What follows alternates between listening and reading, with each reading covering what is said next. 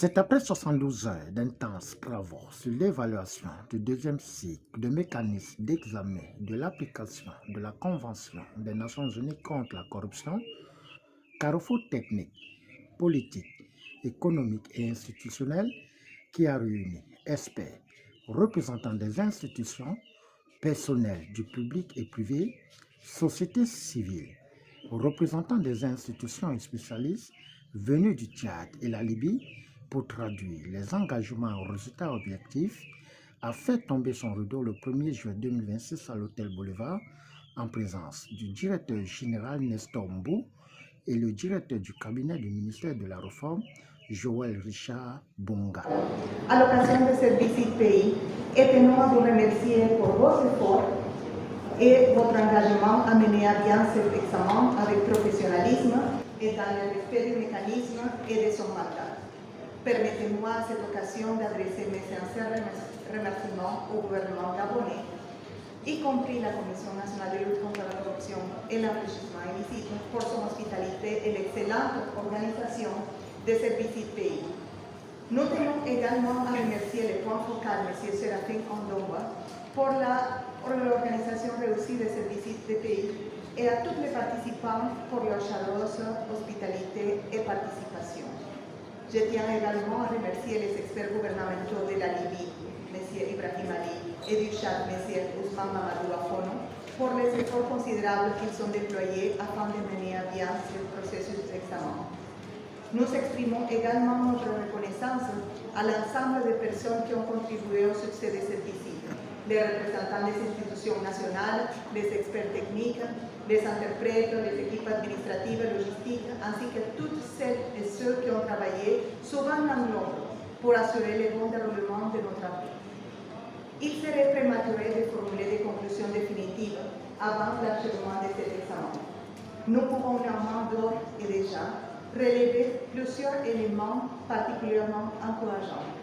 Nous avons constaté un engagement multisectoriel en faveur de la lutte contre la corruption, ainsi qu'une volonté politique affirmée de poursuivre les réformes nécessaires afin de renforcer la conformité du cadre national avec les normes internationales.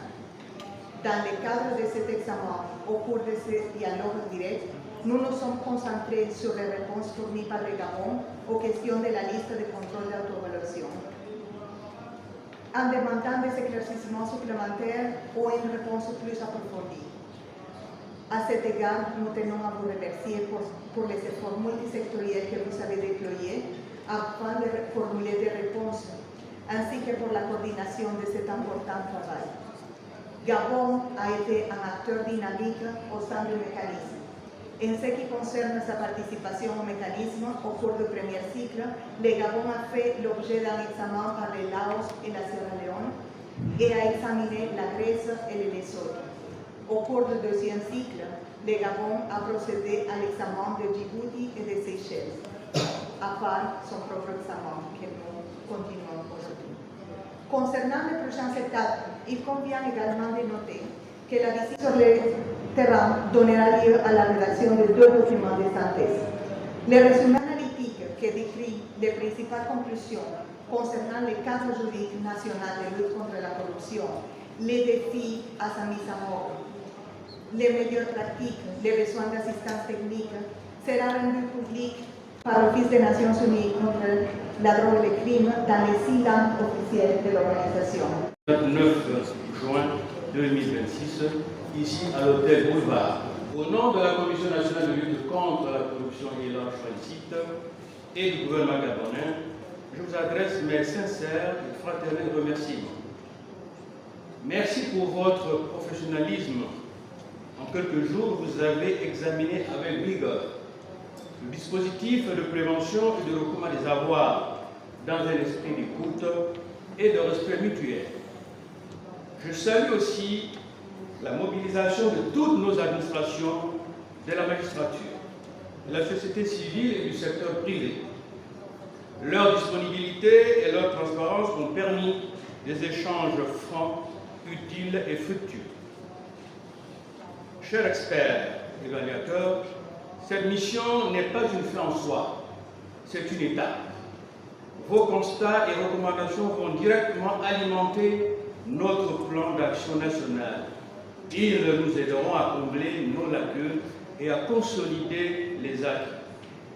Aussi, la Commission nationale de lutte contre la corruption et l'enrichissement illicite s'engage solennellement à faciliter la finalisation du rapport en cours, à mettre en œuvre les recommandations préconisées, rendre compte de nos progrès dans le cadre du mécanisme d'examen.